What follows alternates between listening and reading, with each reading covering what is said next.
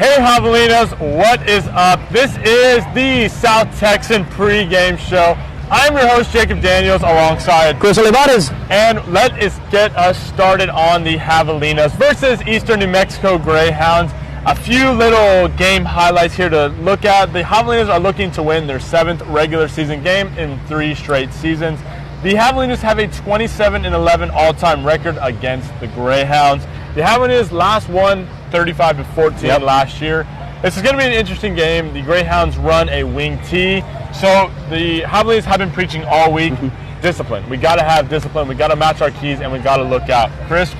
Yep, and like Jake said, the wing T or the triple option offense is one that is very, very complicated for modern day defenses, to go up against, and it's very hard for them to make these adjustments mid-game or even mid-play in order to make the stop on defense. But in all honesty, we've seen this Javelina defense step up to the plate numerous times throughout this season. We've seen them come away with victories. We've seen them give this offense opportunities. So in my opinion, honestly, I'm trusting the Javelina defense tonight. I'm trusting the captains on that defense to step up to the plate and make sure that Eastern New Mexico's offense is rendered moot. Yeah, and kind of building off of what you were saying about the defense, the Greyhounds' #1 rushing attack is in the conference, and they're taking on the Javelinas' #1 rushing defense. So, in my opinion, this is the powerhouses right here. You got the best defense in the conference, and you got the best rushing offense in the conference. So, we're going to see those captains have to step up, like DeMarcus Hendricks and Xavier Henderson. It is going to be a big heavyweight fight. Not so much of what we saw last night with Jake Paul and Mike Tyson. Yeah. This might be a little bit more entertaining. Yeah. But in all honesty, again, going back to the Javelina defense, I'm blanking on his first name, Xavier Henderson. Xavier Henderson, you want him to go up the middle to plug in those holes. You want Jack 5, excuse me. No, I'm blanking on his name too. DeMarcus Henderson? DeMarcus Henderson. DeMarcus Henderson, yeah. So you want him coming off the edge and just, if there's any kind of jet sweep, wherever it's going, I'm putting him on that side. So that way, if that ball does go that way, you have somebody out there already that is capable of just blowing up that play and maybe even causing a turnover. Yeah, building off of that you got to play after key here. You got to get that full extension, look inside, look at your keys, go off your keys to figure out where the ball is going. I've seen some highlights on the Eastern New Mexico team, and that quarterback likes to get real low. You can't even see him. So we have a big defensive end in DeMarcus Henderson to where he can check inside and check outside. So it is going to be an interesting one. Yep. And even have the defensive backs on that side of the defense. I did see that Raiden Campbell actually led the team last week in tackles. 10 solo tackles, all on his own, out there in coverage. That is pretty amazing to me. Yeah. So it's going to be pretty interesting to see if he can replicate that performance from last week against Western New Mexico. Yeah.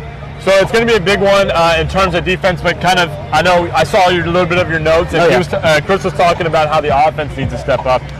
We've seen a strong performance, second half performance from Jalen Brown. It's been interesting. It has been a hot seat in the quarterback room this year for the Javelinas. We've seen 3 quarterbacks step up, but I think Jalen Brown is really kind of getting up there in terms of being that #1 starter, who he's also a junior too. So we might see him at the end of this year. If they go into a bowl game, we'll see him again, but I think we'll see him at the beginning of next year. Yeah, Jalen Brown is slowly solidifying himself as the QB1 of this Javelina offense.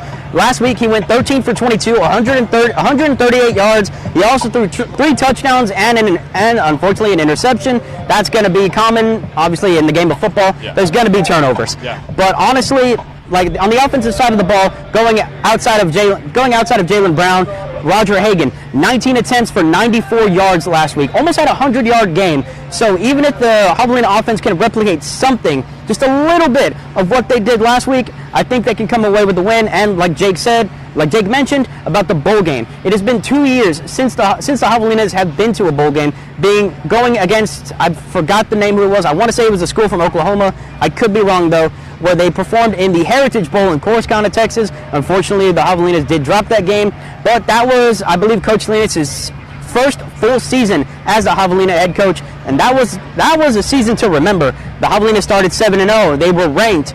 We haven't seen the same performance from this team, but they have been better. They have been good nonetheless. So in all honesty, if the Javelinas do win tonight, or not if, when they do win tonight, and they finish the season 7-4, if a bowl invitation comes across my desk, if I'm the head coach of the Javelinas, I'm accepting that invitation, and I'm taking this team to a bowl game. Yeah, and kind of building off the bowl game stance, you have 4 captains who are seniors: Roger Hagan, Jackson Allen, Xavier Henderson, and DeMarcus Hendricks.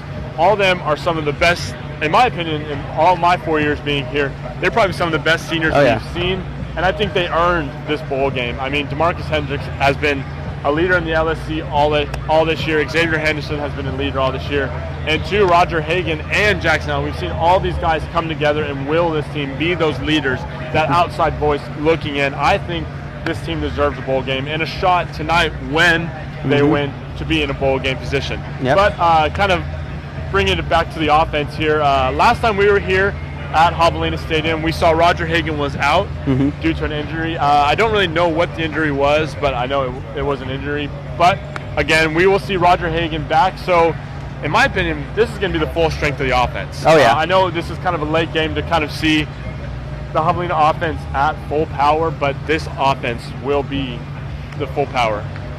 And getting off of the offense and the defense, the special teams, that has been the Achilles heel of this Javelinas football team. We've seen a kicking carousel between Gilbert Garza, and I apologize for not remembering his name, but we did see him attempt a field goal the last time we were here at Javelina Stadium. Unfortunately, he did miss that field goal, and I believe we ended up losing by by less than a touchdown, by 2 points. There was 12 points that were left off the board last week when we were here at home.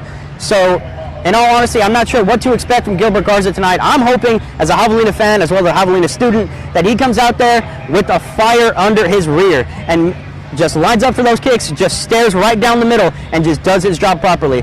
I mean, in my opinion, he's a college football kicker. He worked his butt off his entire high school career, maybe even when he was a peewee, to get to this level. So he's made it capable that he can make those field goals, that he can perform well under pressure. I've seen him perform well under pressure. And in all honesty, it's just going to come down to, if he's put in these situations, maybe even potentially to kick the game winner, is he going to step up to the plate?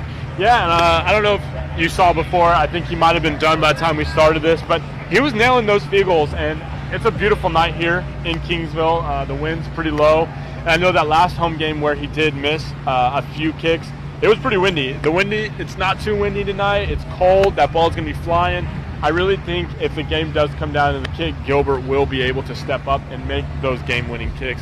But building off of that pregame, we have one of the best punters in the LSC. Oh, definitely, yep. So in terms of defensive special teams, I think we're going to be doing real good with that. But overall, this should be an easy win. We should come out here. We're going to be the dominant team. We got to win up front. That's what I would preach on if I was in the head coaching spot, or even in the defensive conference room. You got to preach up front. This is going to be huge. You got to play off those keys. You got to be disciplined. You got to rely on those 2 ends in Xavier Henderson and DeMarcus Hendricks. It is going to be a great game tonight. It's going to be the battle of 2 wills. Movable objects. Yeah. I'm definitely excited. Like you mentioned, the weather is great tonight. It is a little bit on the cooler side. The wind is kind of low. It's not going to be a factor. If either one of these offenses decide to air it out, or if we're going to go for a field goal, honestly, it's going to be looking for one hell of a game, to say the least. Yeah, too. I mean, I don't know how good that Greyhound defensive line is, but in my opinion, we need to start throwing it around. Tonight is the night to throw the ball around. You got no wind. You got the rushing defense is going to be there. Let's start slinging it around. We got one of the better quarterbacks. We got all the starters back in. Senior night, let's sling it around. Yep. And we know Jalen Brown he's a mobile quarterback. We've seen it the last time we were at Javelinas Stadium, that he can move, and he can move to the left, to the right, anywhere he needs to. He uses his legs to extend the plays. That's something we haven't seen in a lot of quarterbacks this season. So as long as he keeps being that dual threat QB that we know he can be, the Javelinas should run away with this. Yeah, and one last point. This is going to be a huge game for us. Again, bringing it all back to the front here. This is a bowl game. This will send us basically put us in line to get a bowl game. We got to win up front, reaching that discipline, reading keys, watching that wing tee, watching that low quarterback. But overall, it should be a good game. This game will be won up front with that D-line and with that O-line. Defense got to play off their keys. Definitely. All right, this has been the South Texan pregame show. Watch here for more live updates throughout the game and a halftime show. I have been your host, Jacob Daniels, alongside Grizzly.